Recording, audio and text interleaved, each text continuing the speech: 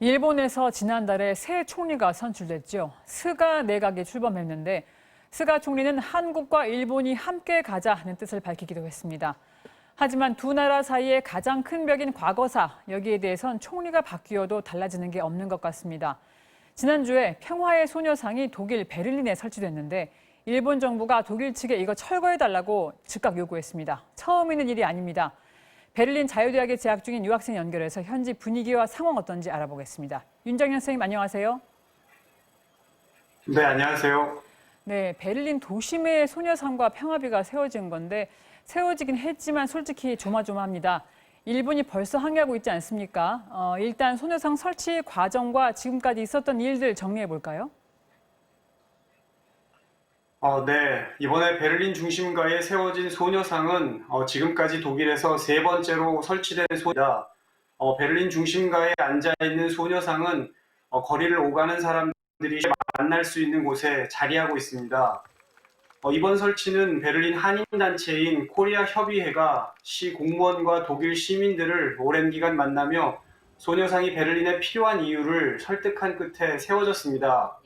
2017년 독일 레겐스부르크 민간 소유의 공원에 첫 번째 소녀상이 설치되었고 다른 하나는 지난 3월 프랑크푸르트 한인교회에 건립되었습니다.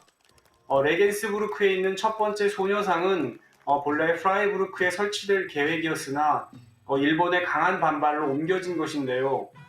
이런 상황에서 세워진 소녀상은 설치 후에도 일본 정부의 항의와 철거 요구가 있었습니다. 그래서 결국 레겐스부르크에 있는 소녀상 옆에 평화비는 치워지고 소녀상의 의미와 역사를 전하는 평화비가 아직까지 설치되지 못한 상황입니다. 그리고 이번에 설치된 소녀상을 철거하기 위해 일본은 독일 정부에 항의하고 있습니다. 네, 우리 교민들이 각고의 노력으로 이뤄낸 성과였는데요. 지난해에 독일의 한 강제 수용소 기념관에 선물했던 아주 작은 10cm도 안 되는 평화의 소녀상도 일본이 계속 항의하면서 끝내 철거됐었죠. 애써 설치했다가 철거되면 교민들이 많이 속상하실 텐데 교민들 활동도 좀 전해주시죠. 네, 독일의 소녀상은 현지 교민들과 한인단체, 그리고 독일에서 활동하는 세계 각국의 예술가들과 여성단체들을 중심으로 설치되고 있습니다. 이처럼 해외에서 특히 독일에서 설치되는 소녀상들은 한국 정부보다는 현지 교민들의 노력을 통해 위안부 피해 문제가 공론화되고 있습니다.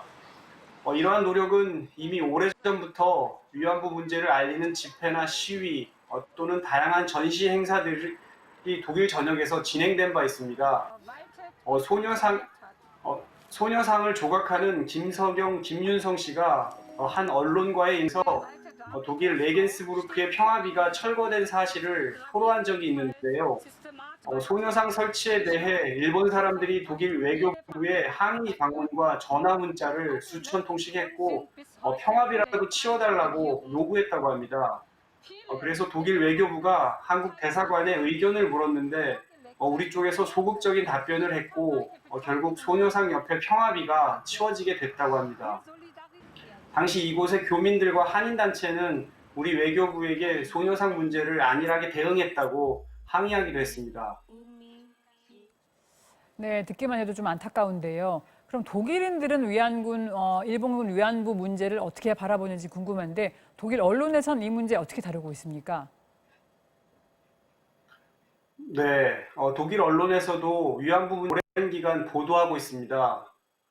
전 수십 년 동안 논의되지 않았던 일본군 위안부 문제가 갑자기 1990년 초에 세상에 알려진 동기나 2015년 한일 양국 정부가 이 문제를 성급히 수습하려 했던 노력들, 그리고 독일과 일본, 한국 정부 간의 정치 외교적 갈등 또한 독일 언론들은 전하고 있습니다.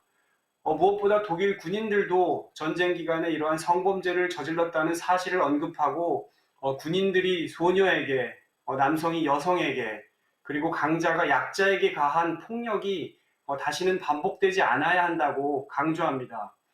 나아가 일본군 위안부 문제가 도덕적인 문제로 감정적인 싸움이 되기보다 정치적, 외교적인 문제로서 어떤 해결책을 찾아야 한다고 지적하고 있습니다.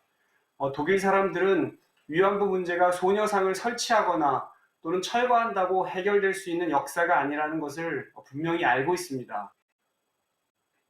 네, 무엇보다 제도 교포들의 노력에 박수를 보내고 싶습니다. 또 우리 정부의 보다 영리한 대응도 기대해 봅니다.